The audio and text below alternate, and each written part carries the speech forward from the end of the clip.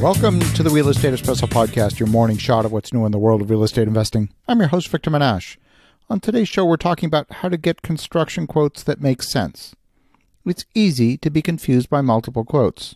And on today's show, we're going to do a real-life case study on a small commercial office build-out in an office building. The scope of work was to partition about 550 square feet into 3 offices and a lunchroom. There's the addition of a small sink, a fridge, and a dishwasher. The existing space has almost all the lighting and electrical needed. We only needed to add electrical circuits for the dishwasher and the fridge. So all in all, the scope of work seems pretty simple. In total, we're talking about adding 55 linear feet of new wall partitions. They're 8 feet high, and the work obviously needs to comply with the building code. The fact is, it's a very simple project. There's no doubt that mobilizing a team for such a small project could cost a little bit more. In order to comply with commercial codes, we need to use metal framing instead of wood framing. The doors should be solid commercial quality doors instead of the hollow doors that are usually associated with residential. Electrical must be done with armored cable, and the drywall has to be 5/8 thick instead of 1/2 inch. All of these things cost a little bit more compared with residential construction, but nothing too outlandish so far. The first quote we received was for $18,000. It seemed high to me. The second quote was for a much better number, around $14,000, but it left many items open for further refinement. It did not include appliances nor any electrical work. The scope wasn't clearly understood. The third quote was for $37,000 and did not include appliances. At this point, we're starting to lose confidence in the overall process for getting the build-out done in this office. In the end, I contacted a high-volume contractor that only works on large commercial projects. What I discovered is they were going to charge me the same price they charged the high-volume builders. I'm used to paying high-volume prices for work on development projects. This fourth quote came in at a great price of under $5,000. The scope was narrow, it did not include the entire project, but I was willing to hire the electrician and the plumber separately. In the end, the entire project would get done for well under $10,000. When you do small projects, the contractor usually has a much higher markup. And as we've seen, the quote for $37,000 was clearly an outlier. The contractor was either fishing for some extra cash, or they didn't want the work.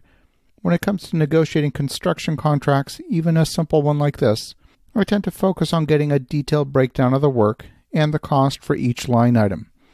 That way I can see if there's a missing assumption, or perhaps if the contractor is way off in their view of the scope of the project.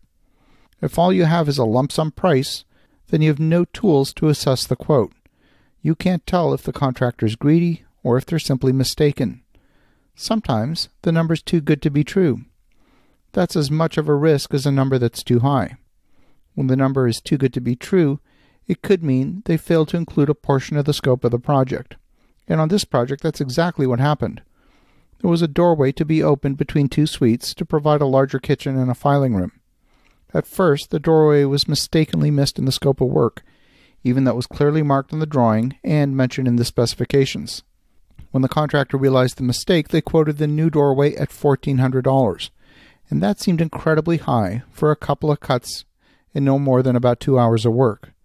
The reason for the high number was to protect against unknowns, and when a contractor can't see what's inside the walls, they can't see what they're going to be facing.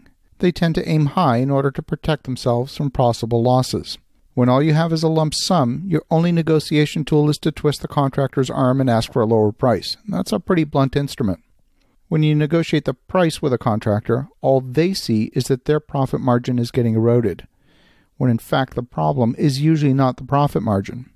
Now in the case of the quote for $37,000, the contractor was clearly out of touch, and their margin was too high. There was no way we were going to come to agreement with that contractor. If you put that one aside, the remaining quotes were reasonable, but they all still had problems. The problems were in the scope of work and in the understanding of the scope of the job. You can still get a bad quote from a great contractor, and it's tempting in those cases to go look for another contractor. That would be an unfortunate loss for both you and the contractor.